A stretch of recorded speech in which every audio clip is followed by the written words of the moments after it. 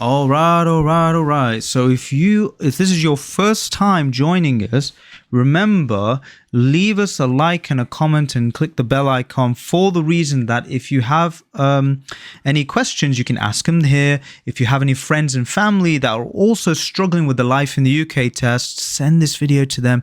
It'll take the weight off their mind. It will make them less stressed. And then we can make all of our society a lot easier, passing the exam. In terms of this test, we're going to go through all the questions first, and then we're going to go through the explanation, and then we're going to go back over the questions again, and I'm going to underline the key words and tips, tricks, and secrets. So in the first half, I'm not going to explain anything. I'm just going to read the questions. So let's get started. Question number 1. What celebration takes place each year on the 14th of February? Halloween, Hogmanay, or Valentine's Day? The correct answer here is Valentine's Day. Very good. The Day of Love. Which of the following UK landmarks is in Northern Ireland? A. Big Ben, B. the Giant's Causeway, or C. the Eden Project? The correct answer here is the Giant's Causeway, B. Is the following statement true or false? Mo Farah and Jessica Enos are well-known athletes who won gold medals in the 2012 London Olympics.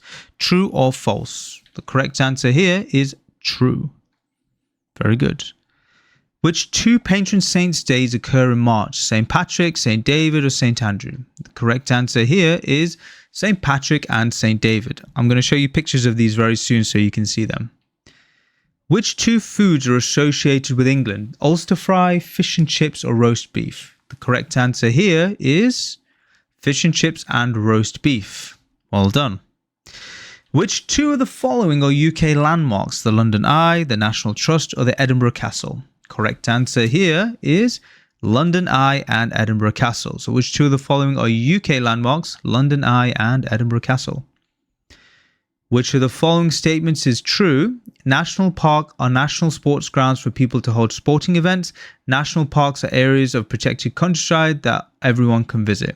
The correct answer here is they are areas of protected countryside that everyone can visit. Well done. Again, I'm not going to explain it. I'm just going to go through the questions. We'll explain it in the middle and then the end. At which festival are mince pies eaten? Christmas, Vaisakhi, or Easter? The correct answer here is Vaisakhi. Yes, that's right, guys. Vaisakhi is the day everyone eats mince pie. No, I'm joking. It's not. Christmas. Mince pies are a tradition of Christmas. Hello, fast trackers, and well done. You're getting through this video very, very nicely. I just wanted to interrupt your video to let you know that we do have a fast track 10-day offer. It's a challenge.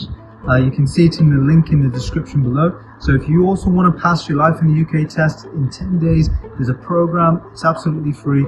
Go down into the link in the description below and you can get involved. And if you finish your homework, then you can do an assessment. We can check your homework and give you some feedback. This is designed for just the serious students. Because with myself, I only work with the serious students and we always get the results for the serious students. I'll show you. Huh? Too fast, I'm going to show you. Adija, where's the DJ? Adija? Yeah? Do you know the results of your test, yeah? You don't know? Okay, good. You passed your test.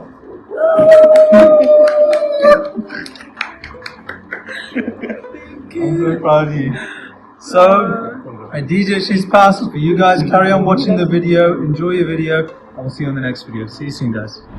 What task is associated with the National Trust? Conserving deep water fish, preserving important buildings and places, taking care of your family. The correct answer here is preserving important buildings and places.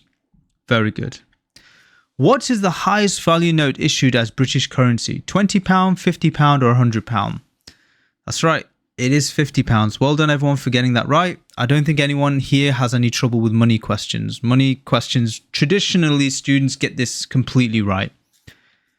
Is the following statement true or false? A traditional food in Wales is Ulster fry. True or false? True and false can be tricky questions, so it's good to read it twice or 3 times. Is the following statement true or false? A traditional food in Wales is Ulster fry. True or false? So is this statement true or false? It is false. Well done. Is the following statement true or false? It is false. When is Boxing Day? The day after Easter, the day before Easter, the day after Christmas Day? The correct answer here is the day after Christmas Day. Boxing Day is after Christmas. Well done. Which of the following statements is true? Women in Britain make up about a quarter of the workforce. Women in Britain make up half of the workforce. The correct answer here is women in Britain make up half of the workforce. Well done. Good job. What is a bank holiday? A week off for everyone in the UK, a holiday just for people working in banks, a public holiday when banks and many of the businesses are closed for the day. The correct answer here is a public holiday when banks and many other businesses close for the day. Good. Well done.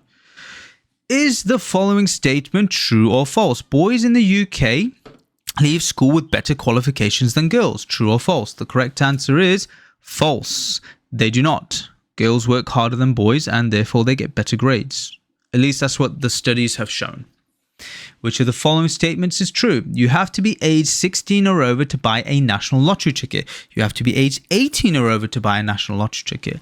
So it's 18, but I'll explain why when I come to the PowerPoint a little bit later. So stay until the end, watch everything, and you'll know everything about life in the UK test, the culture part. Is the following statement true or false? The crown jewels are kept at the Tower of London. True or false? The correct answer here is true. So the crown jewels are kept at the Tower of London is true. Well done. What is the minimum legal age you can buy alcohol in the UK? 16, 18 or 20? The correct answer here is 18. So what's the minimum legal age you can buy alcohol in the UK? 16, 18 or 20? The correct answer is 18. Well done. Is the following statement true or false? The Wimbledon Championships are associated with motorsports. True or false? The correct answer is false. Wimbledon is... I was going to explain it, but I'm not going to. Wait until the end and I'll do it properly. I was going to become a teacher there for a moment. With which sport do you associate Lewis Hamilton, Jenson Button and Damon Hill? Skiing, athletics or Formula One? The correct answer is Formula One. Well done. I'll explain why in just a moment for this one. Is the following statement true or false? The Lake District is England's largest national park. True or false? The correct answer is true. It is. Well done. Since 1927, the BBC has organised which series of famous concerts? The Proms, Glastonbury, Islingford. The correct answer is the Proms. Well done. Good job. Which two are famous horse racing events? The Six Nations, the Grand National, or the Royal Ascot? The correct answer is the Grand National and the Royal Ascot. I will explain this a little bit later. Very good. During which part of the year are pantomime productions staged in theatres or theatre? Easter, Christmas, or Valentine's Day? So during which part of the year are pantomime productions staged in theatres? Easter, Christmas, or Valentine's Day? Correct answer is Christmas. Well done. I'll explain these words a little bit later. Stay tuned. I'll come back to them. I just want to do question and answers right now. Which two members of a family have a special day dedicated to them? A, father, B, mother, or C, uncle? Correct answer is father and mother. Mother's Day, Father's Day. Which of the following statements is true? No British writer has won the Nobel Prize in Literature. Several British writers have won the Nobel Prize in Literature. The correct answer is several British writers have won the Nobel Prize in Literature. Very good. More than one is several. Very good. Is the following statement true or false? In the UK, betting and gambling are illegal. True or false? The correct answer here is false. No, you can gamble and you can bet. Fantastic, I guess, maybe. Is the following statement true or false? People over 75 years of age do not have to pay for a television license. True or false? Correct answer is true. If you're over 75 years of age, you do not have to pay for a television license. I'll explain why later. Question number 29. Which two of the following are traditional British foods? Welsh cakes, strudel, haggis. The correct answer here is Welsh cakes and haggis. Well done. Good job. Is the following statement true or false? People over 16 cannot drink alcohol with a meal in a hotel or restaurant unless they have a parent or guardian with them. True or false? The correct answer is true. So unless you have a parent or a guardian with you, you cannot drink alcohol. So I'll explain this properly in a little while. All right, guys, let's get straight into it. So now I'm allowed to explain it. So, for example, if in the first section you were really struggling and it was really tough, it's okay. We can teach you the meaning of all the questions. Let's begin by doing that. But if you aced everything, then the second half will be even easier for you. I really like this section. It's one of my favorite sections because a lot of students do really, really well. Here, the history part, not so much. Government and politics, not so much. But here, yes. So, languages and dialects. In England, you speak English. Surprisingly, you speak English in England? Oh my God, right. Wales, you speak Welsh. Also surprising. Scotland, they speak Gaelic. It's the ancient. They don't speak Scottish. They speak English and ancient Gaelic. Northern Ireland is Irish Gaelic. Gaelic is the traditional dialect of the area. But when you come to the exam, here's how they're going to trick you. England, Scotland, Wales, and Northern Ireland. I want you to take a picture of this, and if you need to, tattoo it on your back. So every time someone walks towards you and you're walking away from them, they know that you know the United Kingdom places. This is going to come in your test, and one of the ways they're going to try and trick you guys is they're going to say to you, which of these are part of the UK? The UK is all of these 4 countries. Republic Ireland is not part of the United Kingdom because of the politics, and Northern Ireland is part of it because of Henry VIII and the Pale and all of that stuff that went on. But we do cover that in another video. Scotland, England, Wales, and Northern Ireland. So these 3 countries on the right-hand side is called Great Britain. The country on the left and the right-hand side, all of these is the United Kingdom, but Republic of Ireland is not included. So in 2010, there were just over 62 million people in the United Kingdom. The population growth has been faster in the United Kingdom because of 2 reasons. The first is there's been a lot of migration to the UK. You guys who are watching this video, you guys have come over, and bless you, you've done a great job. Longer life expectancy, so all the people who are making all the drugs to keep the elderly people alive, they're living longer and people are being born faster. So you see more population. The current population, about 84% of people live in England. Only 5% of people live in Wales. Scotland only has about 8%, and Northern Ireland is less than 3%. So if you go back here, 84% of people in the United Kingdom live in England, and Scotland is only 8%, and Wales is only 5%, and Northern Ireland is less than 3%. That being said, these countries, Scotland, Wales, and Northern Ireland, are cool. England is England's also cool as well, I guess. You know, the people are cool. Everyone's cool. The government, not so much. Okay, cool. Money. Let's talk about money. So one of the cool things about this exam is money questions. I've noticed over the last 12 years that students don't get this wrong. So you have a really good chance of not getting this wrong. If you go to the exam and you get a money question, just say, wow, thank you, God, this is an easy one. I'm going to knock this out. So there are three types of notes. There's a £5 note, a £10 note, £20 note, and a £50 note. These are 4 types of notes. And so what you'll see in the exam is these are called Great British pound sterling, and this is the currency. But in Wales, I think Scotland and Ireland have their own type of money, but they're still Great British pounds. So shopkeepers are allowed to refuse them because they don't know if it's fake or not. They can't tell. So they can say, I'm not accepting that. And then you usually pretty much have a Scottish guy in the back of the line that says, hey, that's legal tender. You can use Scottish money. That's Great British pounds. And then the shopkeeper goes, I'm sorry, mate. I don't know if it's real or not. Take it to the bank. Bring me back some British money. And the Scottish man goes, aye, that's why we claimed freedom. And so therein lies the problems with Scotland and England, predominantly with the Queen's face being on the money. However, in your real exam, that's not on the test. That's just to help you memorize the fact that money shopkeepers can say no. In the future, if you're ever worried about this, think about the story of a Scottish man saying, aye, that's legal tender. And, you'll remember that.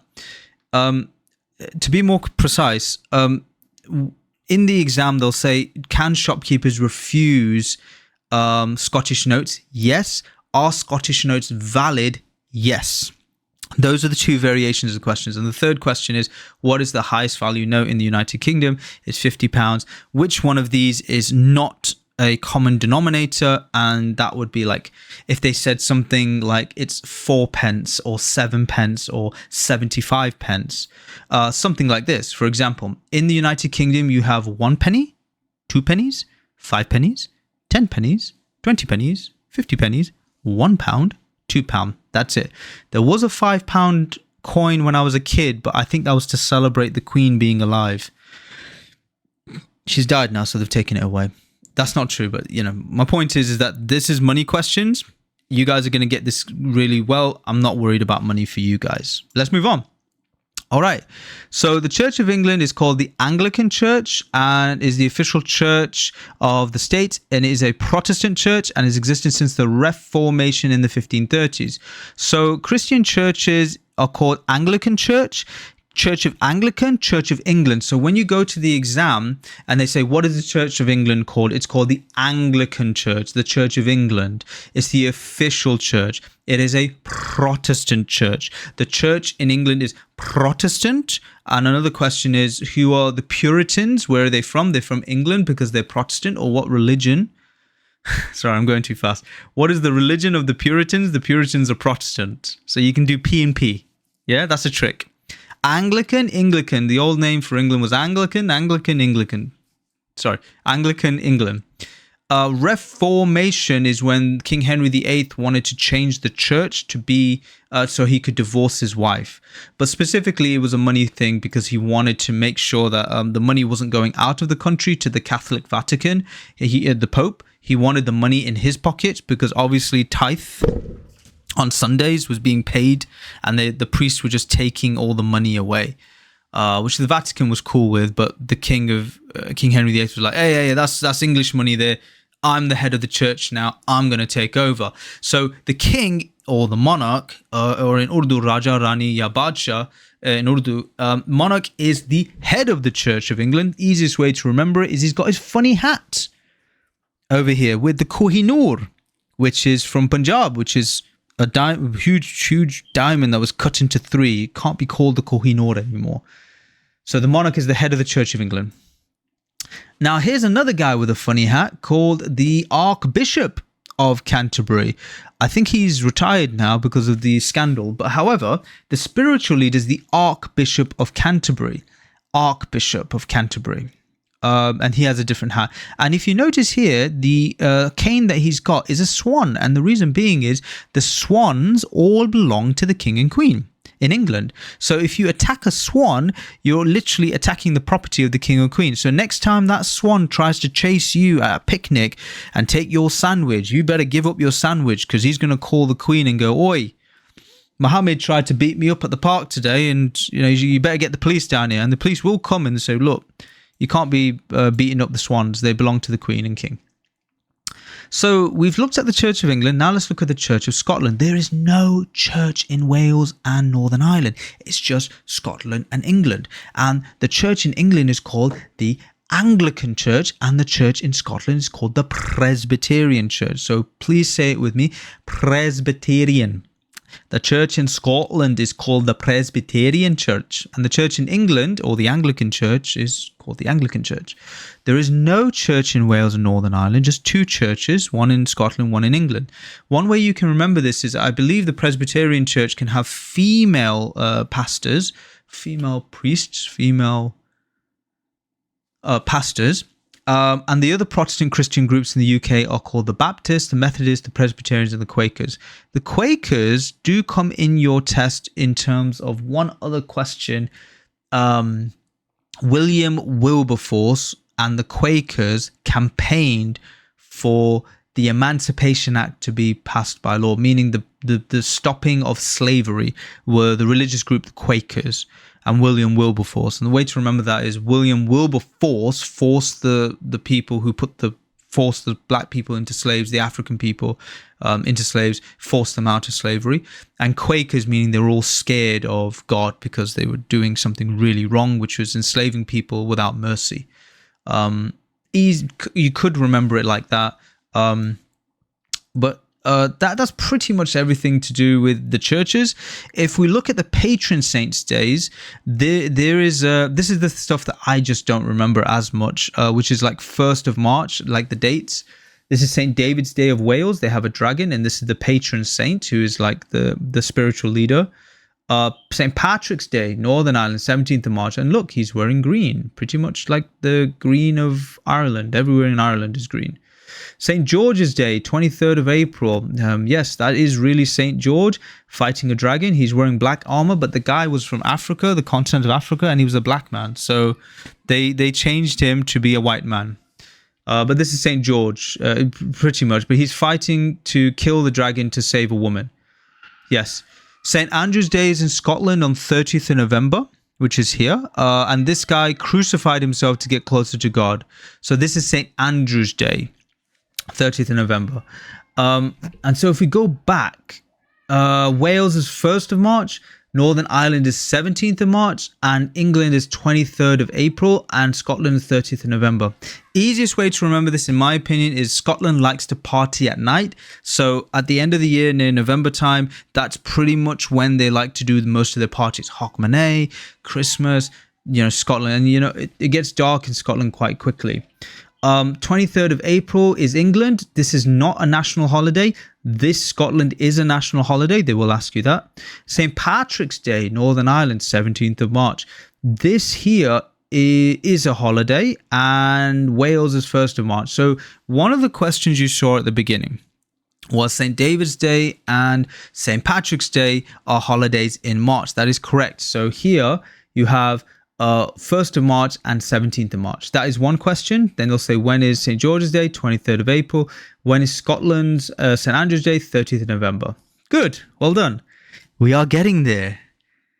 This is my favorite lesson to teach, by the way, because it's just so students get this right all the time. It's easier to teach. Most common ethnic origins in the United Kingdom are white, includes European, Australian, Canadian, New Zealand, and Americans, Asians, blacks, and mixed descent. Or there's a huge amount of people. If you're in London, there's a lot of different ethnicities in London, which is good. By law, men and women cannot be discriminated. I've underlined discriminated because that means that because of their gender or whether they're married or not, they should have equal rights. So if I was to come to you and say, I don't like you because you're brown or you're black or you wear glasses or you're a woman or you're a man or your hair is short or long or your clothes are bright or dull, I'm not allowed to discriminate you based on wearing a hijab or a turban or wear glasses. We must treat one another equally. So equal rights to work, own property, marry, and divorce. So 50-50. If married, both parents are equally responsible for their children. 50-50, 50-50. Is that okay? Wonderful. Half of the British workforce are women, which is really cool. And girls leave with better qualifications from school than boys, which is also really cool. And more women study at university, which is really cool. That's good to see. Christmas. That's right, the food. You can eat roast turkey, which is over on the left there, not to be confused with roast chicken. Roast turkey, mince pies, which is here in the middle there, and Christmas pudding on the right-hand side. And there is Santa Claus saying, "Dear Santa, I left this Coca-Cola for you because I want you to have diabetes, so you can't come back next year. Please drink as much as you can." And Father Christmas is like, "I'm leaving a lump of coal for you, kiddo. That was a horrible message." And they're like, "I hope he drinks it."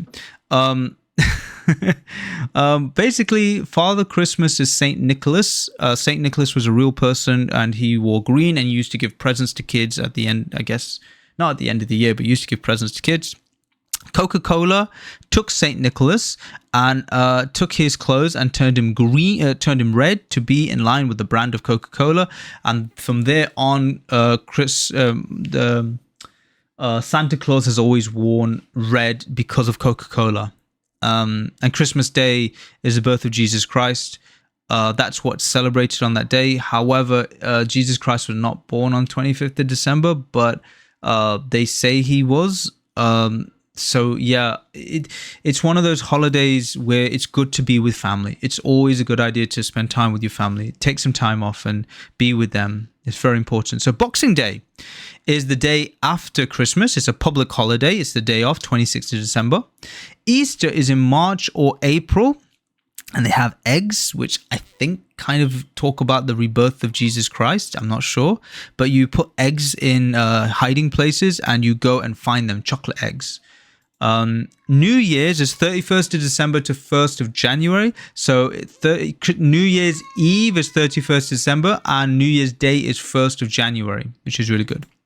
And Valentine's Day is 14th of February, which is, again, the day of love, which is cool. Halloween is 31st of October, and yes, I was born on the 1st of November, and my little sister said a really funny joke. She said, Mum, it looks like you forgot to take the Halloween mask off Rahil when he was born because, he still has the ugly mask on. And I was like, that's really funny. That's really funny. Just go to sleep, little sister. Don't worry about it. You won't know the joke that I play on you. Ha, ha, ha, ha, ha. But if you do want to kind of like get these dates in order of your mind, it is good to play these sorts of games and have a laugh because you will always remember that story. My birthday is the 1st of November. Halloween is 31st of October. So some students have told me I was in the test and I remembered you were talking and like your birthday was first. You can do any way you like to memorize these things. I encourage it massively. If you do have like a story that you do like, put it in the comments below because I want to see it. There's some really funny ones that students are posting. If you have any tips or tricks or secrets, let me know. Bonfire Night, which is pretty interesting. That it's 1605. A group of Catholics led by Guy Fawkes failed in their plan to kill the Protestant king with a bomb in the Houses of Parliament. I think it was James the First of England that they tried to kill. What happened was one of the conspirators sent a letter to a friend in Parliament saying, don't go to Parliament. And then the guy came out and said, you know what, police, I think we better check out Parliament because I'm getting letters telling me not to go. In terms of what happened after that was Guy Fawkes was a Catholic. And there was a lot of propaganda against the Catholics as being evil people. And they started doing Guy Fawkes, in which they burned Guy Fawkes at the stake. And they celebrated every single year Bonfire Night, which was looking back at this is actually a huge mistake from the people because it sort of increased the divide between England and the rest of Europe. And that divide lasted roughly 400 years still, probably like maybe 200 years. But it meant that they were remembering this Protestant Catholic divide because the Catholics believed that the Protestants were devil worshippers because they worshipped God in a different way. And the Protestants were like, hey, man, we just want to be ourselves. We want to be able to read the Bible in our own language in English. And we don't want to talk to the Pope to do the things we want to do. We want to have our own religion. And so this was a recurring event. So, for example, 1588 was the Great Spanish Armada, which was a fleet sent by Spain to England to conquer it because they said that, hey, England needs to be conquered. These guys are devil worshippers. And so they went there. They got destroyed in a fire attack. And so 1605 was a couple of years, 25 years later. And this is another attack to destroy Parliament building. It would have happened. They nearly did it, but they didn't. But they didn't get it in the end. The police found them and then burned them all at the stake. Lent, 40 days before Easter, begins on Ash Wednesday, and Pancake Day, Shrove Tuesday, is the day before Lent starts. However, they stopped doing Pancake Day in schools, so your kids won't have Pancake Days. Mothering Sunday, the Sunday 3 weeks before Easter, and it's Mother's Day. So they have Mother's Day, they have Father's Day, third Sunday in June.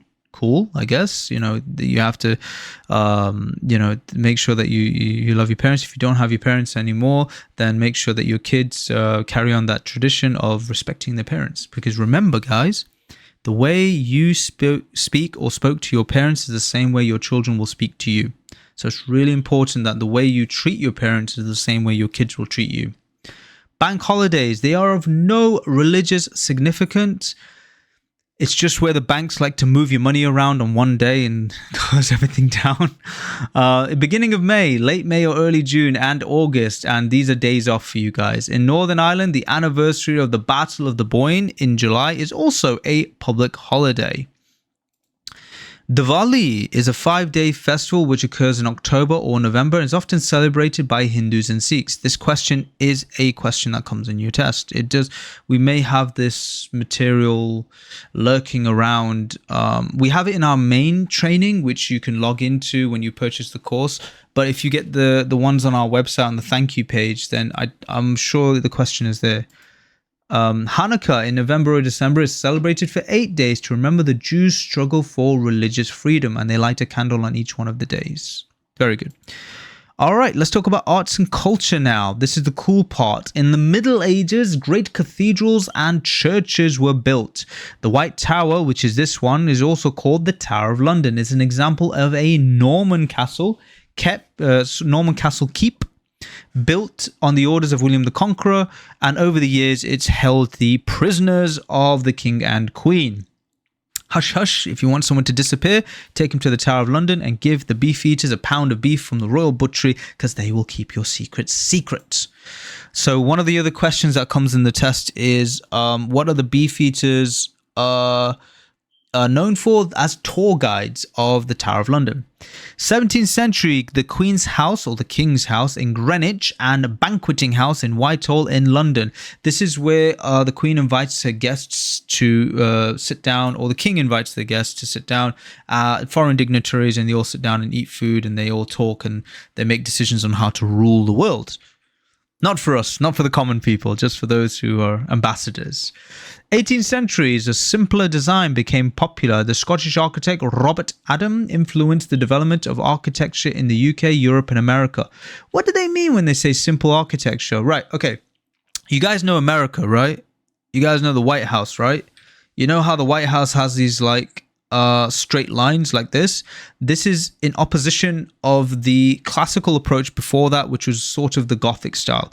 Please write in the comments and correct me if I'm wrong. I always wanted to learn architecture. I think it's really fun and cool. It's nice to build community centers and buildings for people to live and sleep in. But my understanding of this is that the square shapes like this is the simpler designs, and just like the White House and another buildings built after a certain period in the 18th century. However, things like St. Pancras Station and the Parliament Building, these are in the Gothic style. And this is medieval Gothic style. So you know these curvatures that you have, that when you shine a light on the building and you can see shadows and it looks like, oh, that's really cool. Like, oh, it's doing all these crazy things with it. That comes from the Gothic style, which came from the Spanish Moor style. I believe this is this. I watched a documentary very briefly on Moor and Arabic curves and ovals being used in British or in European architecture, and it comes from those sorts of styles as well. This is called the Gothic style, where there's curves and all sorts of wonderful details. This is called Gothic, and this is called the what's it called? Simpler design, I suppose. Leave a comment if you know what this is. Maybe I'm not talking the explaining it properly. I would love to know. I'd love to be educated on this. 20th century, said Edward Lutyens, had an influence throughout the British Empire, especially, and this is in your test, the Cenotaph in Whitehall, which is the site of the annual Remembrance Day service. Remembrance Day, by the way, is on the 11th of the 11th at 11 a.m. So 11/11/11, and my birthday is on the 1st of 11th, 1989. So I remember it by going 11/11/11. My wife's birthday is also on the 2nd of 11th. So I'm remembering things by using 11111. If it's not 1, I apologize. I'm never going to remember it. If it's not 1 or 11, I just don't. My brain does not pick up on those things. So Remembrance Day is on the 11th of the 11th of the 11th at 11 a.m. My birthday is on the 1st of the 11th, 1989. By the Queen or the King, politicians and foreign ambassadors attend this. And so for you guys, if you've had any grandparents that have been in the wars, like your grandfather who may have been in the World War II, or your great grandfather may have been in World War One, or your grandmother. This is for them. This is to remember those people who fought and died in the World War against fascism and the righteous fighting and whatnot, and disparity between rich and poor people and things like that, which is really what World War II was about. Is about Treaty of Versailles, putting down Germans, and Germans rising up in terms of fascist movements and moving out across Europe, and then the rest of the world getting involved, and so it's very much a place to remember. Now, to tell you what will come in your test, so all of that sort of comes in the test, but to remember it, anything that I have underlined, anything that is in red is what you need to be writing down. So go get yourself a pen and a paper, write these things down, because these are the things that will come in your test. All right, the Turner Prize was established in 1984 and celebrates contemporary art, and was named after Joseph Turner. Now, how are you going to get this question in the test? You get a paintbrush out, you turn your hand, and this is called the Turner Prize. The Turner Prize. So it's 1984, you turn your hand, it's called the Turner Prize. It was established in 1984, celebrates contemporary art, and was named after Joseph Turner. London's West End, also known as Theatreland, has the Mousetrap, a murder mystery play by Dame Agatha Christie, has been running in the West End since 1954 and has had the longest show in history.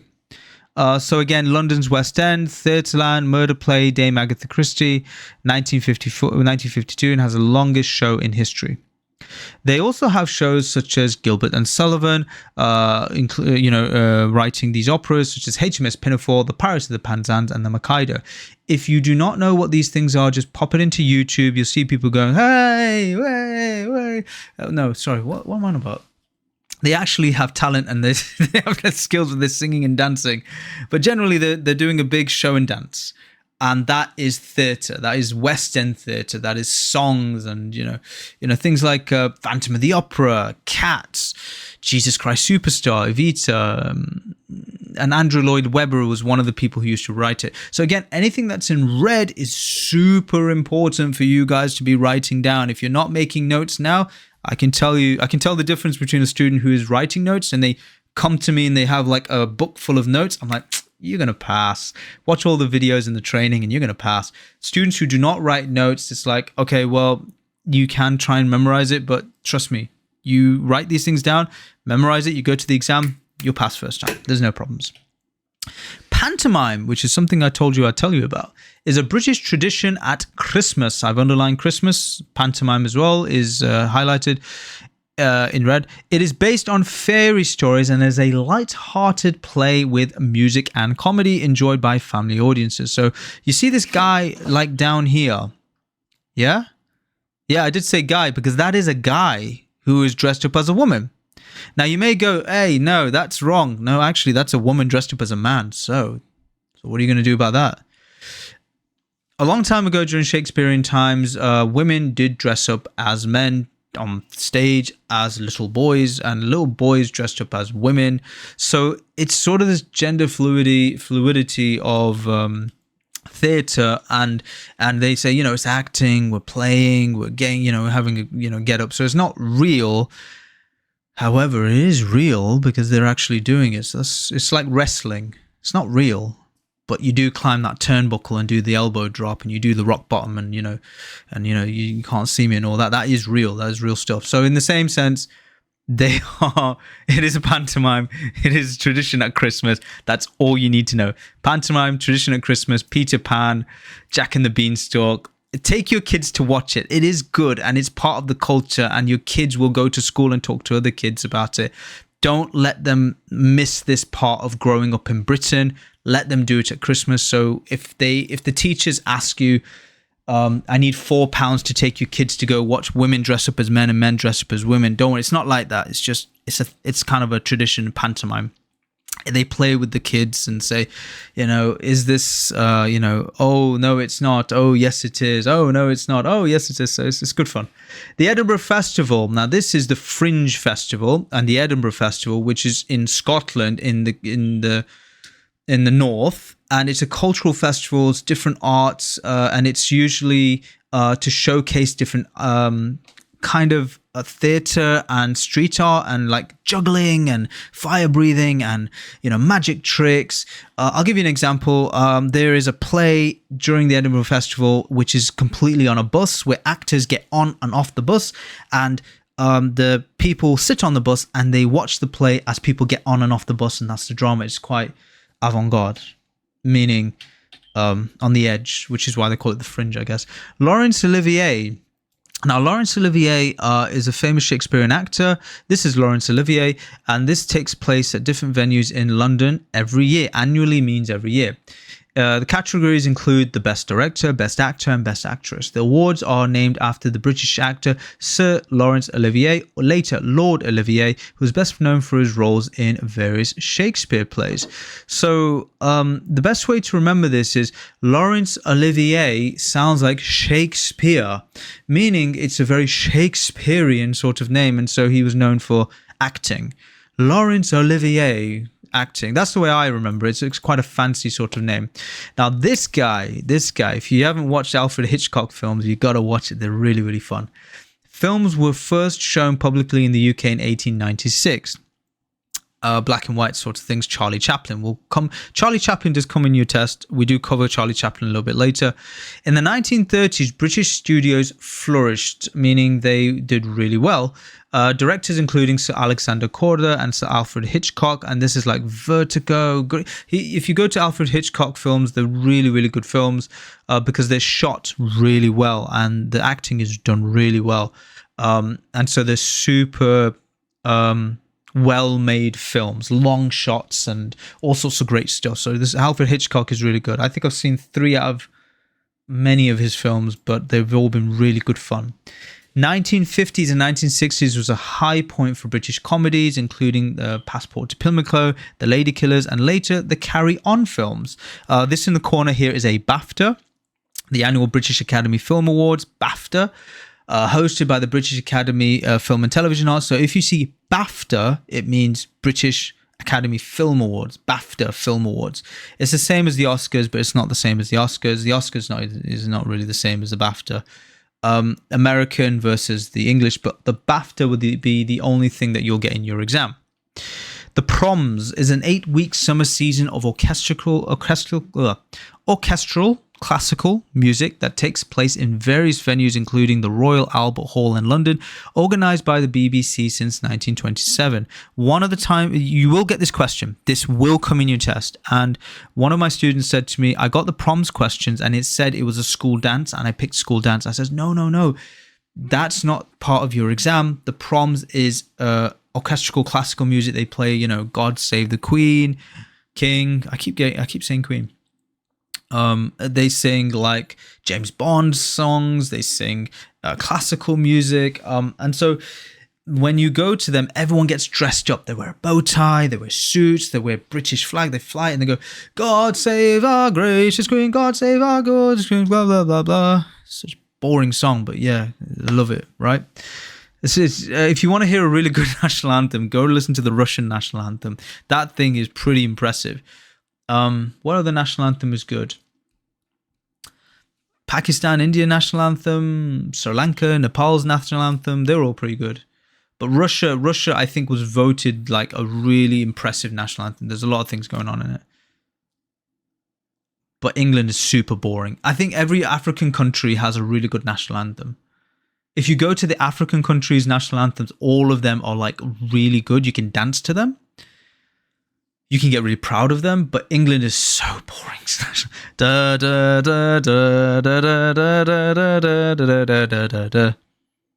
Da da da da da da da da da. It's practically like that. In the 19th century, satirical magazines began to be published. The most famous of which was Punch, published for the first time in the 1840s. A satirical magazine or a satirical satire.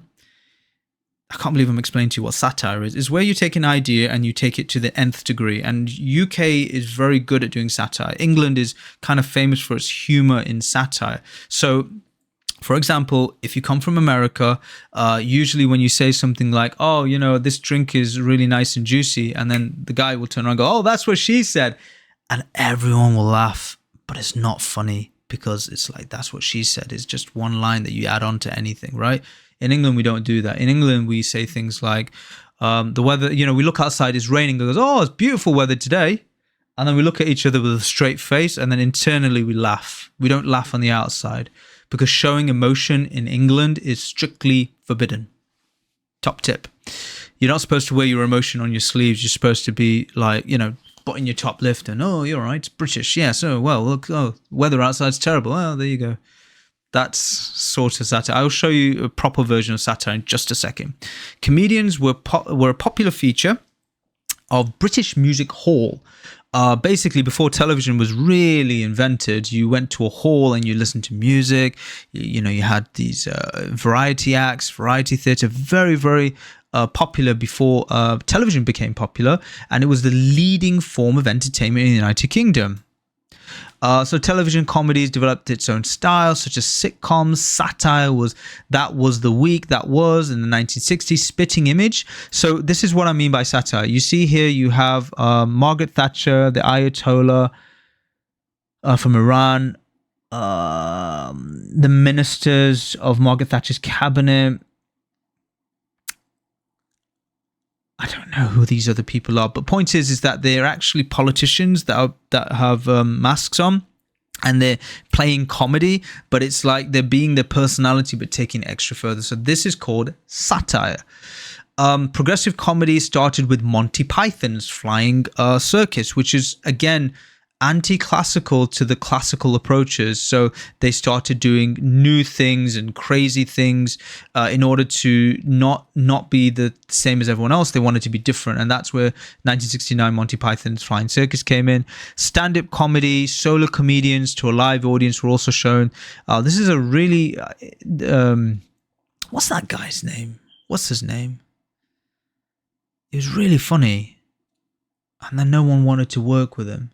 I'll remember him. If you guys know what that picture is, can you put me in Peter Kay? There you go. You don't have to comment now. Don't comment. It's Peter Kay. But if you enjoy Peter Kay, just pop in and comment. It was quite good, actually.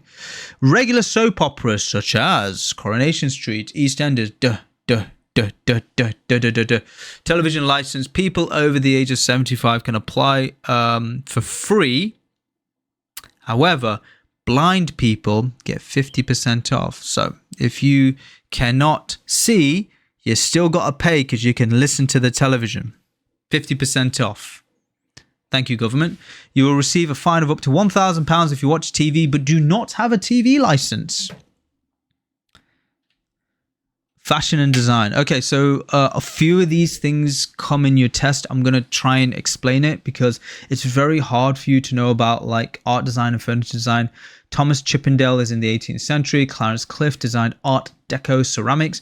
So, this style, Thomas Chippendale is a design, it's a style.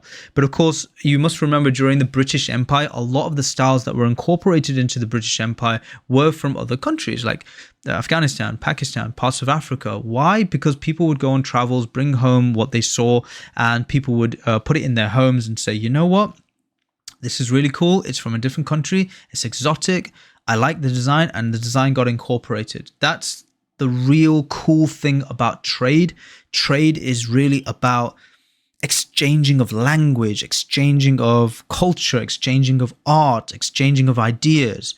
War is extremely predictable. War pretty much follows the same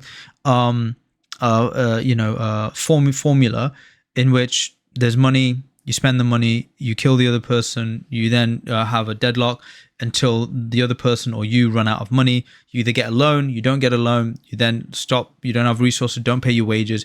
There's disease comes in, and then a decisive battle or two, and then they redraw the lines, and then they stop saber rattling, call it quits, and statesmanships come in.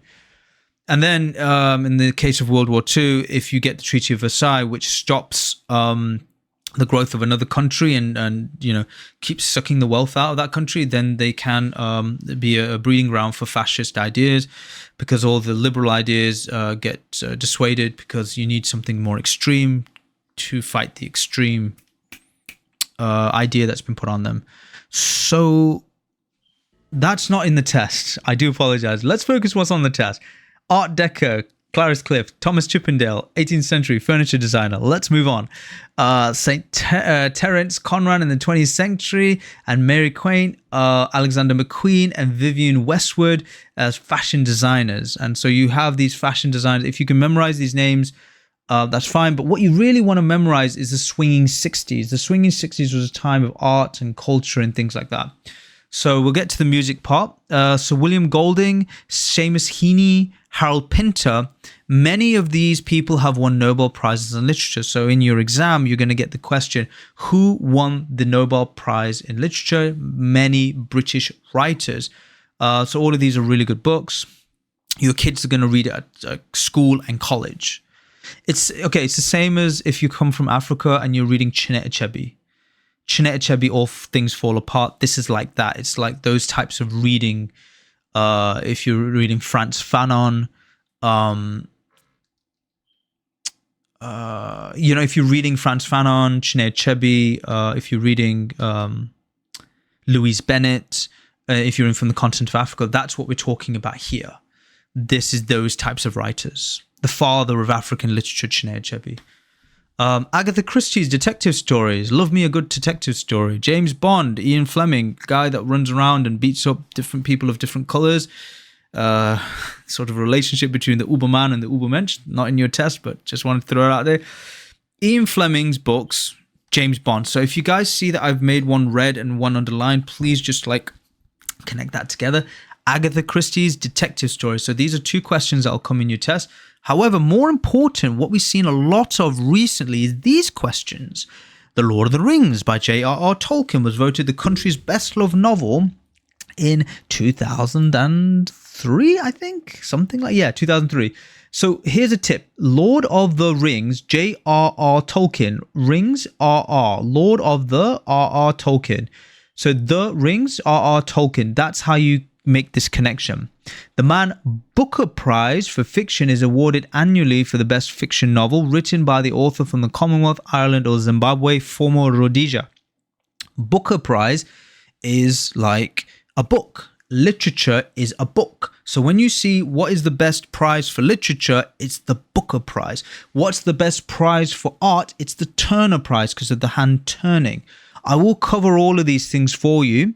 I'll keep telling them to you and helping you with this. Olympic Games hosted in the United Kingdom 3 times in 1908, 1948, and 2012. 2012 was the last time that they had the Olympics. So if they ask you in the test, how many times has the UK hosted the Olympics? That's right, guys, 3 times. Well done. The most famous competition is the Ashes, which is a series of test matches played between England and Australia. Do I have anything about the Ashes? Yeah. Okay. So the Ashes is cricket between England and Australia. It's pretty much the same as a friendly versus Pakistan and India, in which everybody goes crazy, but it's not like the same as Pakistan versus Afghanistan, in which everyone beats each other up and throws chairs at each other, which is rightly so. I'm not, do what's in your heart. If you love cricket, wonderful. However, England and Australia is called the Ashes because Australia, a long time ago, hosted the English team. The English team turned up and was like, yeah, we're going to play cricket. We invented this game and we sent you here as a penal colony, so we're going to kick your bum, kick your backside. However,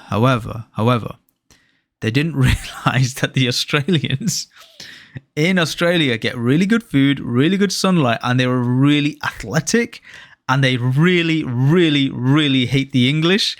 So they played a really good game.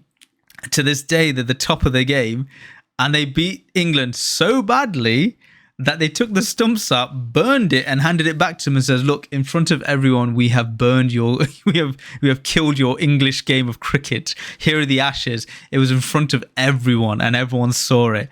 And so I think a couple of years, they go back and they have a tournament over these Ashes. That's why it's called the Ashes tournament between England and Australia. So if you remember the story, it's going to be a lot easier to remember than if you try and remember the stories I'm telling you.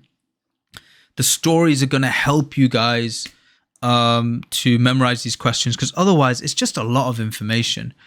But this is the easiest. This is the easier lesson. I think the first lesson on history is harder. If you haven't watched that, go back and find that video. This one is on culture and it's nicer. And the next one's going to be on government and politics. Yeah, that's right. So I'm going to cover everything and make sure you guys are British in one day. England's only international tournament victory was at the World Cup of 1966, hosted in England. Bobby Moore. 2 O's in more, 2 O's in football. That's what you want to memorize. And that is one question that will come up later. The two types of rugby is union rugby and league rugby. So the most famous rugby union competition is the Six Nations Championship between England, Ireland, Scotland, Wales, France and Italy. The league, most well-known rugby league competition is the Super League. So the Super League is between... these Six Nations, so on the left-hand side, so you have France, England, Wales, Scotland, Italy, and Ireland. I got that right. It's really cool. 6 nations, 6 of the best nations, and they're all doing rugby. By the way, for any of you that don't know, if you're new to England, rugby is the gentleman's game. So is cricket, but cricket is a bit more because everyone's, you know... cricket is a bit more of the hello old chap type of game, but rugby is a very gentlemanly game, and it's good for your kids to do rugby, but don't let them get cauliflowery. The moment they start getting cauliflowery, pull them out and say no, I want you good looking for the rest of your life. Sorry, beg your pardon. I'm not saying that anyone that plays rugby isn't good looking. They are. It's just when you have trauma to your ear, it puffs out, and you don't really want that if they're going to go into workplaces. So let them play rugby. But if they do professional, make sure that you protect their ears, because it can damage their ears and it will grow. In terms of rugby, it's a gentleman's sport. Football is the one that's a bit more of the common person game. So the most well-known rugby league is the Super League, but the union is the Six Nations. I hope that helps. I'm just trying to give you more of a understanding of what people in England who are English think about English traditions. Golf is Scottish, so this is a really good one. Golf can be traced back to 15th century in Scotland. St Andrews in Scotland is known as the home of golf, and the Open Championship is the only major tournament held outside of the US, as hosted by hosted on a different golf course every year. Now, St Andrews, home of golf.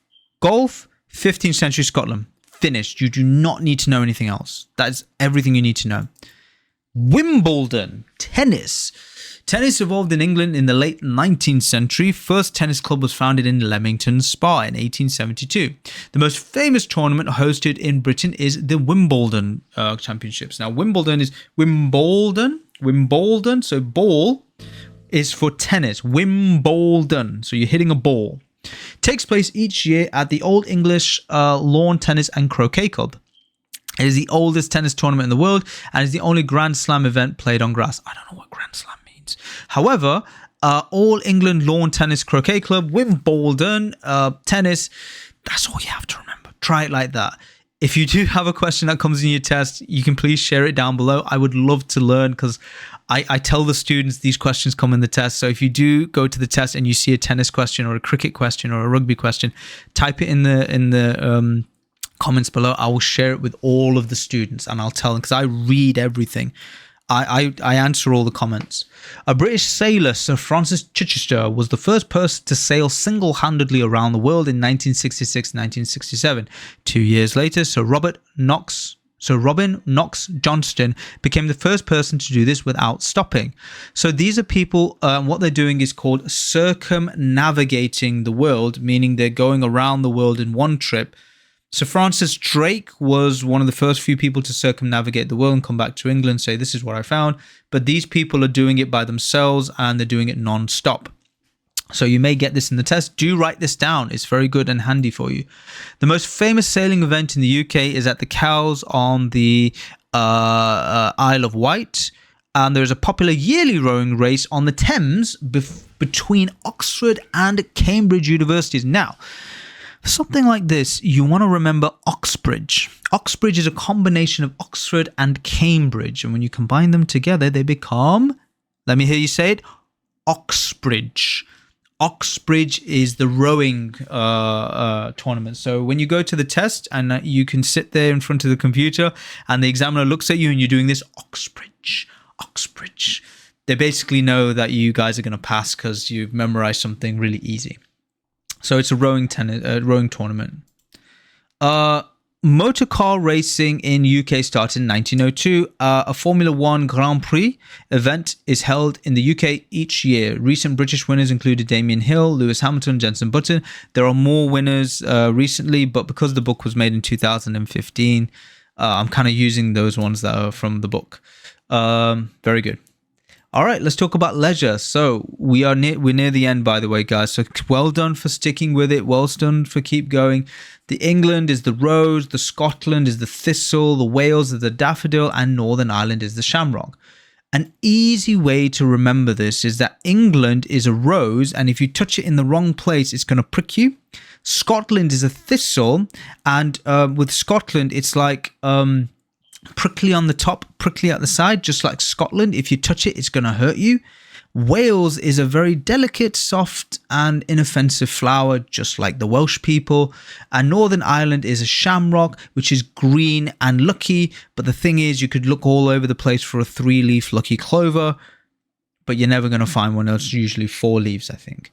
But the rose is just like the British people, very pretty on the top. But if you do the business in the wrong area and you touch them, they're going to hurt you. That's the easiest way to remember it, in my opinion. Facebook and Twitter, social networking. Sir Tim Berners-Lee is the answer to the question. Who invented the internet? And that was British guy, Tim Berners-Lee.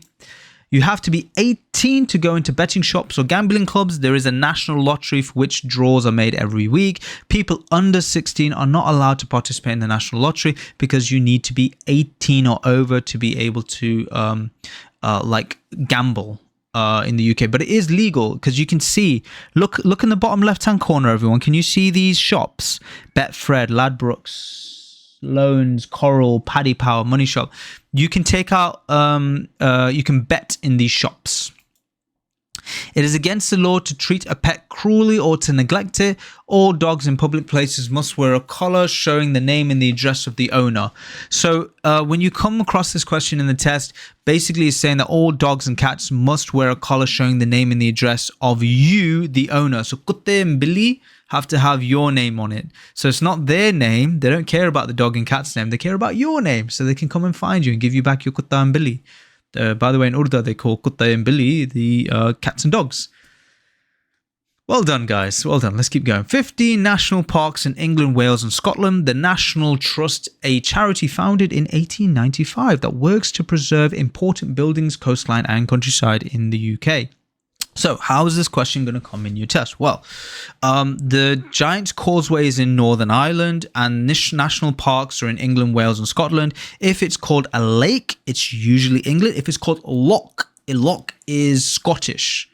So I do teach you guys these tips, tricks and secrets in the online training. If you ever come and join our online training, all of this is available and I teach it to you. I usually teach weekends in the classes. So if you ever want to come to one of my classes, I teach them on the weekends in the mornings and I check your homework and I talk to you and I get you through the exam quite quickly. I do teach all of this when you come down and see us. National parks, there are 15 of them and this is the question, how it comes in the test. Okay.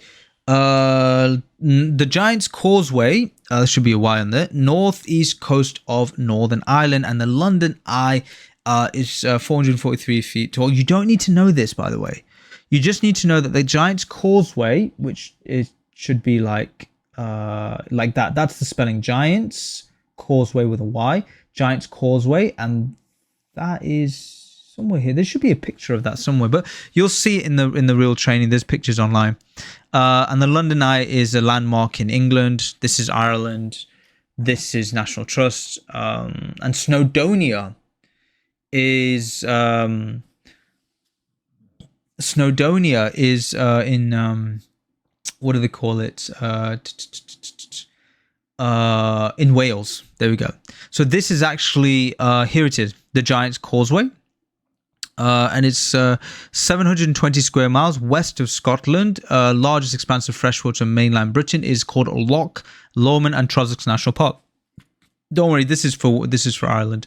Loch and Trossachs National Park, these are Scottish words. Now, Scottish words you can easily associate with Scotland. Loch Lomond and Trossachs National Park, along with Loch Ness and what else is Scottish? The Isle of Skye and Highlands and Irn-Bru. Irn-Bru is a favourite of Scotland. Pretty much like that. Glasgow. Here's Snowdonia, a national park in North Wales, covers an area of 838 square miles, and Snowdon is the highest mountain in Wales, so Snowdonia. To remember this is the trickiest thing for students. They don't get this right when we train them, and so I encourage you to spend a little bit of extra time on this. That would be good. The Tower of London was first built by William the Conqueror after he became king in 1066. People can see the crown jewels there. So here is the Tower of London. Here are the crown jewels, and that's where the king and queen use their what are they called? The crown jewels and whatnot. The Lake District in northwest England, England's largest national park, covers 885 square miles, and it's the biggest stretch of water. It's called Windermere. So when you see the word lake, I'll show you a tip. When you see this word here where it says lake, oh, sorry, give me a second, guys. Let me just get the mouse. When you see this word lake, it's England. When you see this word loch, it's Scotland. So this is England and this is Scotland. Loch Lomond, Scotland, Lake District, England. And that's the secret of getting it correct in the real exam. The Eden Project is in Cornwall. Why? It's a basic, like big garden in which you can make corn, and it's because it's a greenhouse. It's a very big, like on farms when they have a greenhouse where it's like glass. It's pretty much that. Loads of exotic plants and things in there. Take your kids. It's a really good day out because you'll never see these plants unless you travel to the rainforest and the little birds that walk around and take poo on the floor. And it's really nice. And it's good food, good place, good times. Pretty good. Pretty nice place. So this is called the Eden Project. Very nice to go to. Very educational. The Big Ben. This is the seat of British English politics, and you'll see a question that says, where is Big Ben located? Houses of Parliament. HP sauce. You know the brown sauce that you eat with chips in England is called HP sauce. Big Ben is HP sauce. Edinburgh Castle in Scotland is still being used right now, and this is Edinburgh. The best way to remember where it is. Edinburgh is cold, brr, just like Scotland, which is also cold. So Edinburgh, Scotland. Easy way to remember it. All right, my favorite part, kind of, food. Here we go. It's my favorite part because I get to explain to you how strange English food is, and also the fact that people should be thanking brown people for the pakora and the samosa, and or for fufu and jalo fries. They should be thanking us for that, because this food here is nothing to write home about. Even the French would be like, sacre bleu, you are eating la haggis. Haggis, apparently it's not bad. I haven't tasted it. I don't know. It's basically... Okay, let me explain. England, roast beef served with potato, vegetables, Yorkshire pudding, fish and chips. So here's the fish and chips. Nice. Tartar sauce, fish battered, not crumbed. Haddock or cod, your choice. Try both.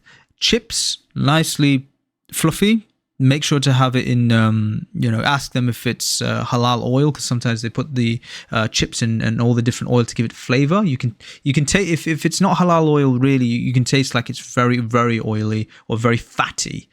But because they sometimes put the sausage in there, you might not want that. So you need to ask them, do you put sausage in the oil? Go to a halal place that don't do that. Peas, no props, a bit of lemon. Roast beef is Yorkshire pudding, which is this thing here. They normally put gravy in it. A bit of roast beef and vegetables, and some potatoes, yes. Mostly potatoes. Scotland is haggis, a sheep's stomach stuffed with offal, sweat, onions, and oatmeal. Can anyone in the audience today who are watching at home tell me what haggis is? Please write it in the comments and let me know. I will tell you what haggis is. It is the stomach lining of a sheep spread out, the intestines of a sheep with a bit of oatmeal, onions, offal, sweat, wrapped up, put and boiled and then served with a shot of whiskey. Aye, delicious. You can serve that at home, no problem there. I think I've spoken so much with a Scottish accent today because I'm having so much fun.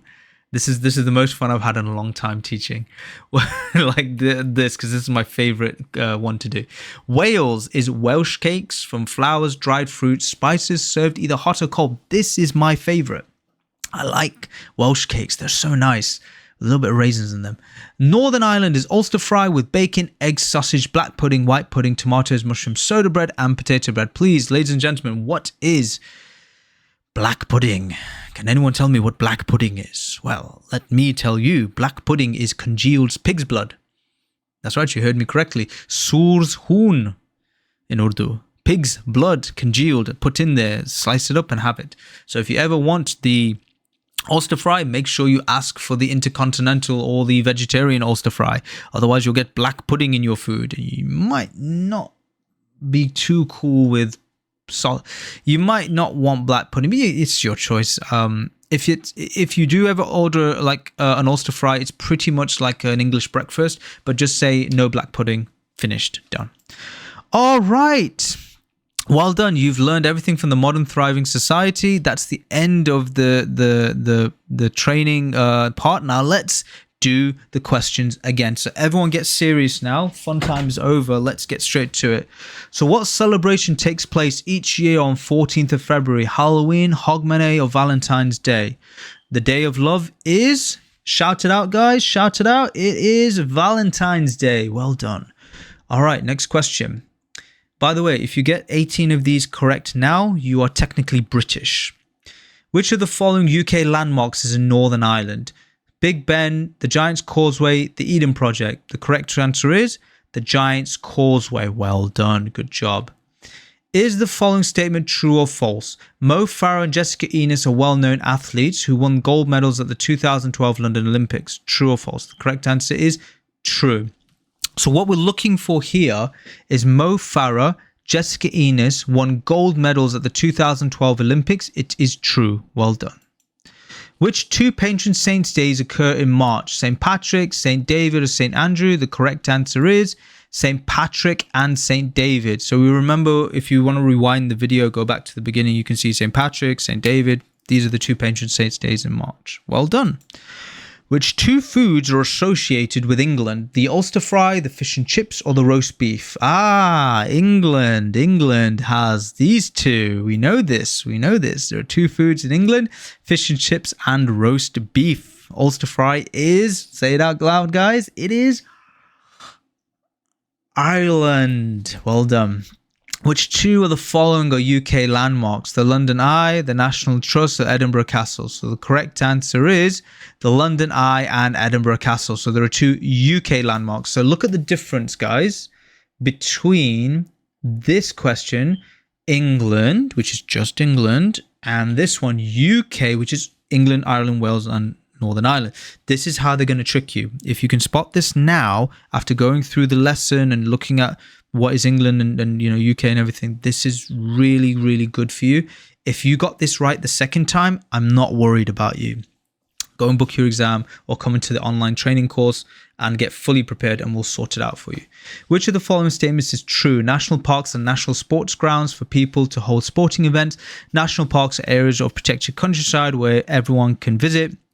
Correct answer is national parks are areas of protected countryside. So which of the following statements is true? National parks are areas of protected countryside. 15 national parks.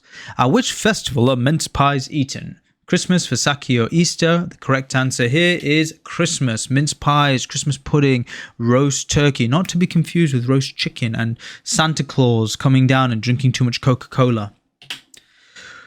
What task is associated with the National Trust? Conserving deep water fish, preserving important buildings and places, or taking care of your family?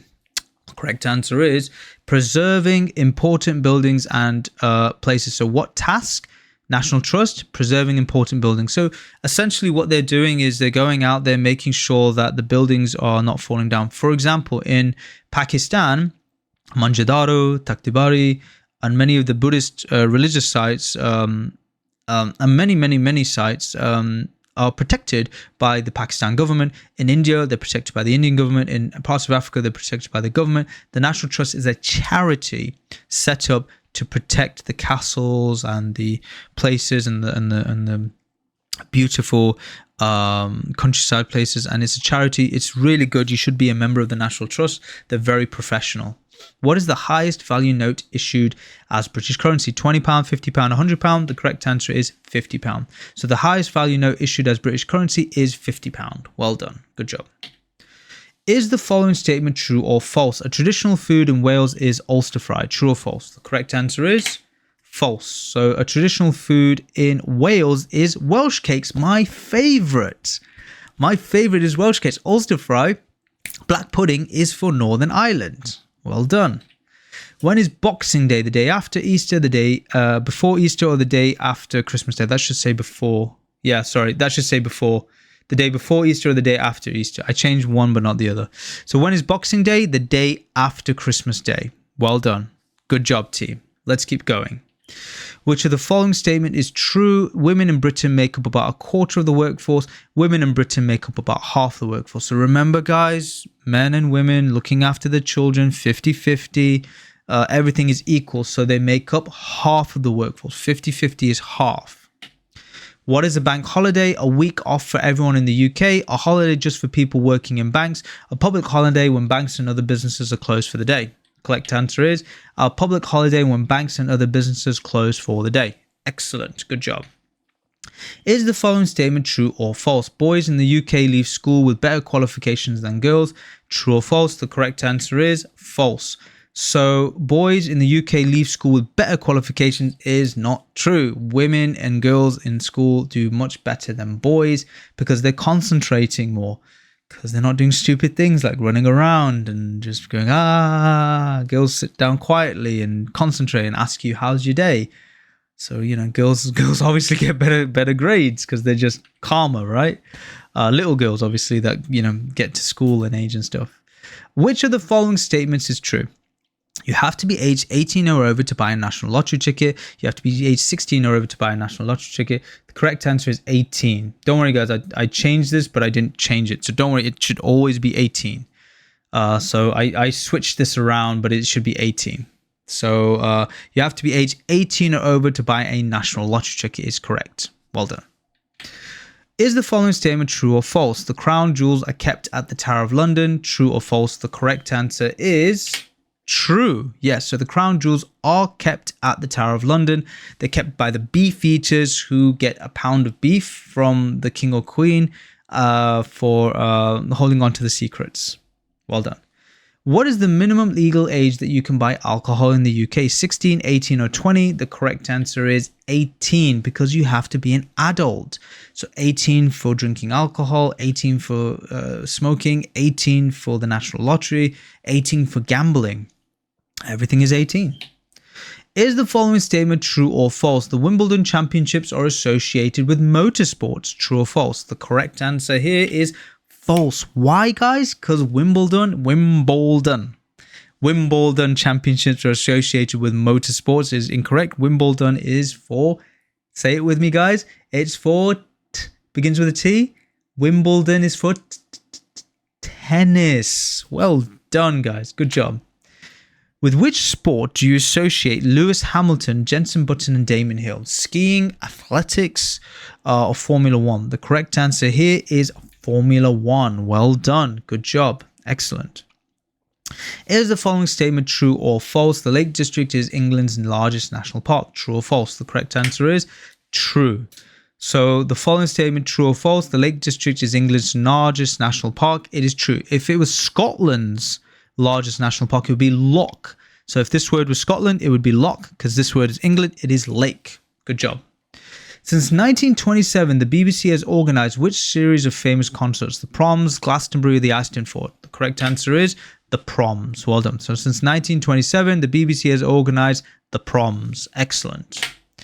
Which two are famous horse racing events? The Six Nations, the Grand National, the Royal Ascot? The correct answer here is the Grand National and the Royal Ascot. So these are horse racing events. So the Grand National and the Royal Ascot are famous for horses, which is really good. Wonderful. Let's keep it going. During which part of the year are pantomime productions staged in theatres? Easter, Christmas, or Valentine's Day? The correct answer here is Christmas. So during which part of the year are pantomime productions staged? During Christmas. Well done. Good job. Which two members of a family have a special day dedicated to them? Father, mother, or uncle? The correct answer here is father and mother. Good. Well done. You're getting there, guys. Now you're getting it. Now you're getting it. This is easy for you now. Which of the following statements are true? No British writer has won the Nobel Prize in Literature. Several British writers have won the Nobel Prize in Literature. The correct answer here is several British writers have won the Nobel Prize in Literature. Excellent. Good job. Let's keep going.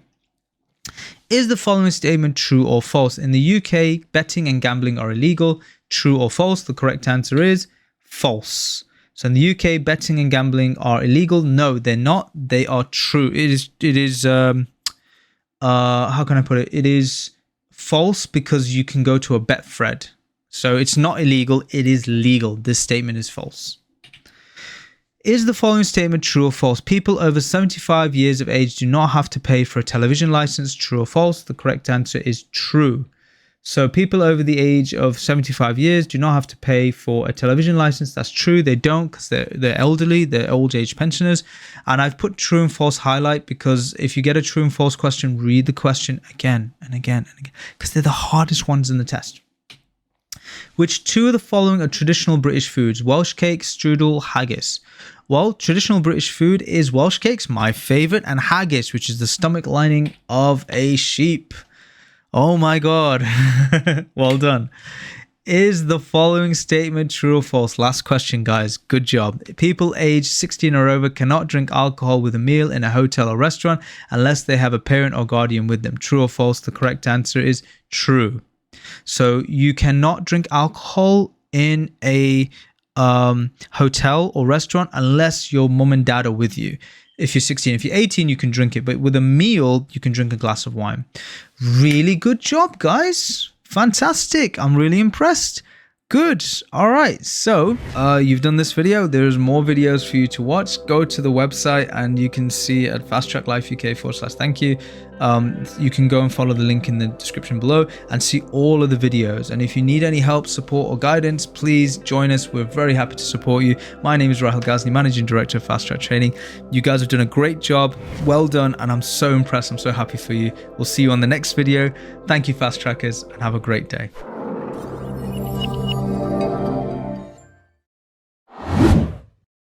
Would you like to speak with a teacher and get started straight away? You can begin in just 3 simple steps. Step 1. Visit our website by clicking the link below. Step 2. Fill out our inquiry form with your details, and we will contact you back shortly. If you would like to speak with us straight away, then click the WhatsApp Now button and message us today. Step 3. If you are ready to start learning, then click on the course you would like. Once you have filled in your payment details, click Purchase and you will have access to your course. And remember, you don't have to pay all at once. You can pay in 2 or 3 small parts if you want. You can use Klarna or ClearPay to do this. To use Klarna for your purchase, just follow these simple steps. 1. Click on the course you want to buy. 2. At checkout, select the Klarna payment option. 3. Fill in your contact information. Click Pay. 5. Choose whether you'd like to split your payment into 2 or 3 parts. Click Continue. 7. Enter your card information. 8. Click Add Card to confirm. Your payment with Klarna is now complete. Klarna will remind you when it's time to pay the next installment. To use ClearPay for your purchase, just follow these simple steps. 1. Click on the course you'd like to purchase. 2. Find the ClearPay box and click Learn More. Read the details carefully. ClearPay splits your total into 4 equal payments. 3. Enter your basic information to continue. 4. Provide any required details to create your ClearPay account. Click Continue. 6. Provide any required details to create your ClearPay account. 7. Click Continue once again. You're all set with ClearPay. Enter your card information. Pay one part now and the remaining every 2 weeks. It's that easy. A teacher will contact you back within 24 hours to speak with you about your training. It's as simple as that. To request more information, leave a comment below and we will get back to you as soon as possible. Secure your future today with fast-track training. Worldwide learning and tuition.